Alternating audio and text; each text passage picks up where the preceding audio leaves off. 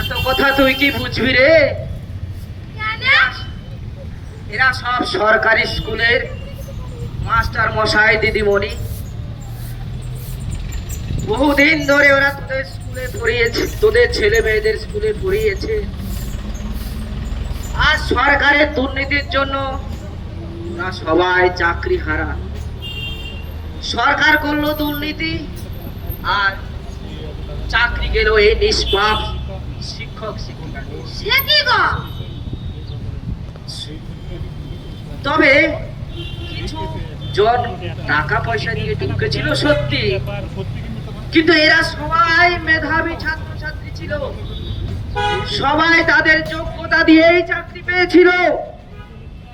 Supreme কোর্টও CBI তদন্ত করলো, তাদের তদন্তেও এদের কোন রকম দুর্নীতি প্রমাণিত হয়নি।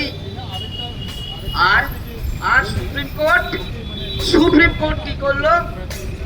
এত তথ্য দেওয়া সত্ত্বেও এই যোগ্যদের সঙ্গে নির্দোষদের সঙ্গে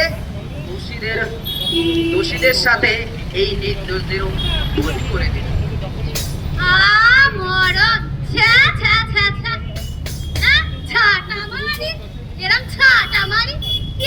বিচার হলো, হ্যাঁ বলি, যারা দোষ করলো তাদের সঙ্গে এদেরকেও ফাঁসি দিয়ে দিল। হ্যাঁ বলি বাপু, শোনো, তোমাদের এই অত দূরে সুপ্রিম কোর্টে যাওয়ার কি দরকার ছিল গো? এই দেখো, আমাদের ওই পাড়ার এই গনসামুনলা আছে না, সে তো বাপু বেশ ভালোই বিচার করে। তোমরা একবার তার কাছে যাও দেখি দিনে।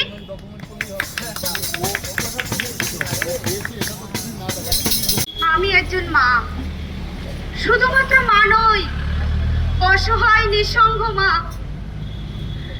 সেদিন ঝড় জলের রাতে, যেদিন আমার স্বামীকে আমি হারিয়েছিলাম, সেই রাতেই আমাকে শ্বশুর বাড়ি ছাড়তে হয়েছিল।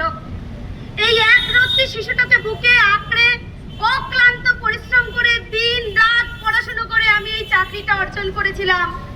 আমি সমাজ গড়ার কারিগর হয়েছিলাম, অনেক স্বপ্ন দেখেছিলাম নতুন করে বাঁচার, কিন্তু ওরা কপালে সে আর সইল না। চাকরিটা আজ আমার নেই। এটা কার দোষ? এটা কার দোষে চাকরি চলে গেল? আমার কোনো দোষ নেই, আমার দোষে চাকরিটা যায়নি। আজও আমি ঘুমের মধ্যে আটকে উঠি। বাড়িতে বৃদ্ধ বাবা মা, ছোট্ট সন্তানের ভবিষ্যতের চিন্তা আমাকে ঘুমাতে দেয় না। তাই আমি সমাজের কাছে, আপনাদের কাছে আমার এই কষ্টে ভেজা হৃৎপিণ্ডটাকে তুলে দিয়ে যেতে চাই।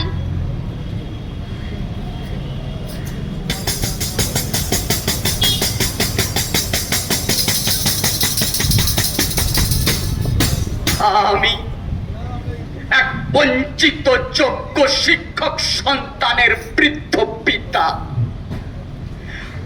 আমি আমার রক্তের বিনিময়ে তিলে তিলে আমার সন্তানকে লেখাপড়া শিখিয়েছিলাম। প্রতিটা বাবা মাই চায় সন্তানের